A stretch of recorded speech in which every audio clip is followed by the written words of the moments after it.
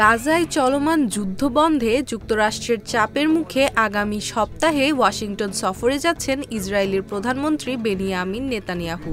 আগামী ৭ জুলাই হোয়াইট হাউসের ওভাল অফিসে মার্কিন প্রেসিডেন্ট ডোনাল্ড ট্রাম্পের সঙ্গে তার বৈঠকটি অনুষ্ঠিত হবে। বার্তা সংস্থা এএফপির প্রতিবেদনে এ তথ্য জানানো হয়। ট্রাম্প দ্বিতীয় মেয়াদে প্রেসিডেন্ট হওয়ার পর এটি হবে নেতানিয়াহুর সঙ্গে তার তৃতীয় বৈঠক।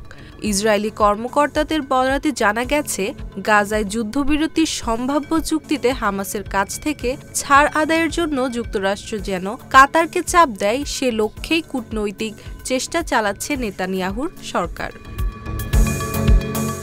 এই সফরে যুদ্ধবিরতি ও গাজায় আটক ইসরায়েলি জিম্মিদের মুক্তির বিষয়ে একটি চুক্তি নিশ্চিতে দুই নেতা আলোচনা করবেন। পাশাপাশি ইরান বিরোধী সাম্প্রতিক সামরিক অভিযানে ইসরায়েলের সাফল্য এবং সিরিয়ার সঙ্গে সম্পর্ক উন্নয়নের কৌশল নিয়ে আলোচনা হবে বৈঠকে। প্রেসিডেন্ট ট্রাম্প আব্রাহাম চুক্তিতে সিরিয়াকে অন্তর্ভুক্ত করার বিষয়ে আগ্রহী বলেও সূত্রে জানা গেছে।